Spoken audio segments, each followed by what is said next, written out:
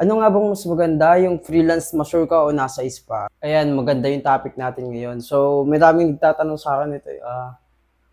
Ano nga bang mas maganda, yung freelance mature ka o nasa spa? Ayan, sasabihin ko lahat yan dito based on my experience syempre. At sasabihin ko sa inyo yung kung gaano kalaki ang kinikita ko bilang isang freelance mature yan. Sasabihin ko din yung rason kung bakit dapat ka na mag-freelance. Yan. So, unang-una titingnan mo, kapag nasa spa ka, yan. Kasi sa akin dati, libre bahay. Yan nga, walang babayar sa yung renta, tubig, kuryente, tapos bigas. Hindi kasama yung pagkain doon kasi depende sa'yo. Tsaka, kapag nasa spa ka, bawal kang lumabas. Kasi isipin nila, pag lumabas ka, mag-freelance ka, kukunin mo yung mga kliyente nila. So ako nung nag-spa ako, 2 years, 2 months bago ako mabigyan ng ano dyan, ng off kasi nga dire-diretso yung client ko. Tapos hindi ako pwede magreklamo kapag may pumasok na booking sa akin.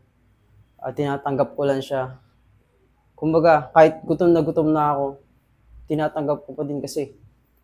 Kaysa mapagalitan ako. Kasi yung rules dun sa amin dati is kapag tinanggihan ko siya, o kaya naman na-late ako tapos kinancel yung booking, babayaran ko yun. So, yun yung malaking disadvantage lang. May advantage naman, pero may disadvantage.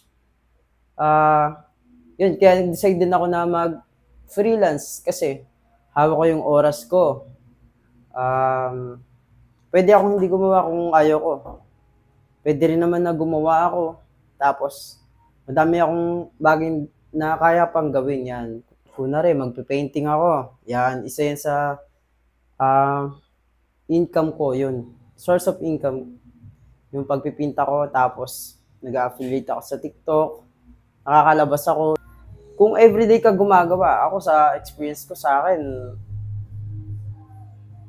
kapag lumabas ako, pinakamababa na yung 3,000.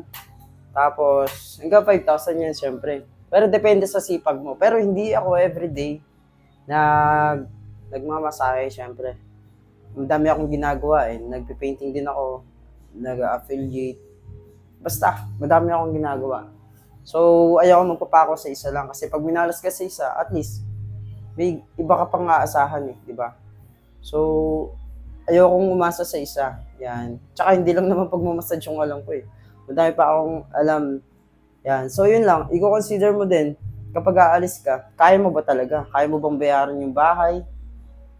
Kuryente, tubig? Yan. Pagkain mo pa.